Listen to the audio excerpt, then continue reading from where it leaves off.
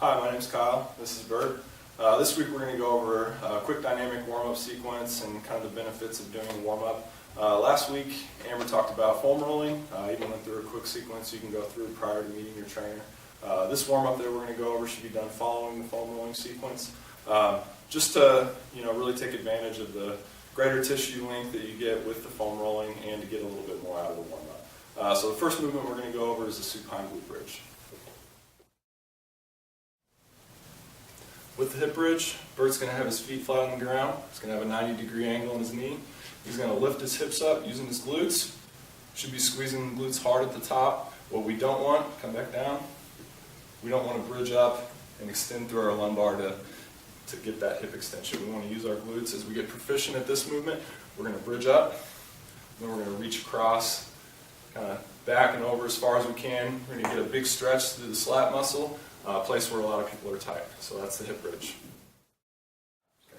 So when we're in this half kneeling position, we're going to have our knee directly under our hips, directly under our shoulders, so we're going to have vertically stacked joints here.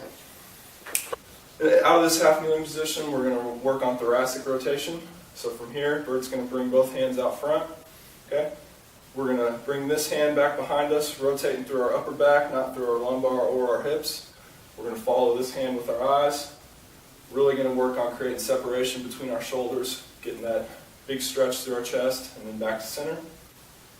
A progression for this one, if you want to get a little bit more thoracic extension here and a more upright posture, bring the hands behind the head, elbows back, and then same thing, rotating through that upper back. So that's half kneeling thoracic rotation. So after we finish the thoracic rotation, we'll still be in this half kneeling position with the foot facing forward. Now we're going to work on a little bit of hip flexor mobility. So Bert's going to rock forward, and then rock back. So out of this we're getting a couple different benefits. We're working on length out of that hip flexor. We're also getting a little bit of ankle mobility.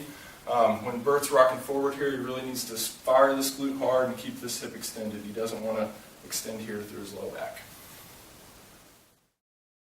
So from this half kneeling hip flexor position, now we're just going to pivot around. Now Bert's got his leg out to his side. He's still got this 90-degree here with the knee. And all he's going to do is he's going to rock this way out over that foot. So we should be getting a little stretch here on this adductor group on the down leg. Also getting a little bit of ankle mobility here. This is good for fixing different problems with the squat pattern, other movements we may be working on with our trainer that when our knees tend to come in. Okay, so we started out on the ground with hip bridge. We moved up to the half kneeling position for the hip flexor, the adductor mode. Now we're going to get up and moving around. So we're going to take Bert through a high knee walk.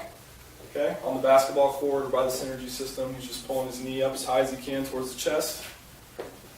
Just working through a greater range of motion through that hip. So then, right out of the high knee walk, we're going to go into a cradle walk. So Bert's going to apply pressure through the knee. This is just working on greater length through those external rotators of the hip, the glute muscles. And this is the cradle walk. Okay, so then putting it all together, everything we've worked on up to this point, now we're going to do a bodyweight squat. So to add a little counterbalance, Bert's going to put his hands out front. He's going to push the hips back, get a good 2-second descent on the way down, 1-second pause at the bottom, and then up.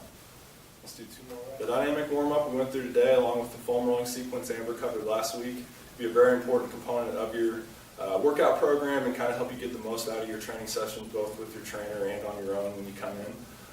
Hope everyone has a great third week of the 90-day challenge. We'll see you guys around.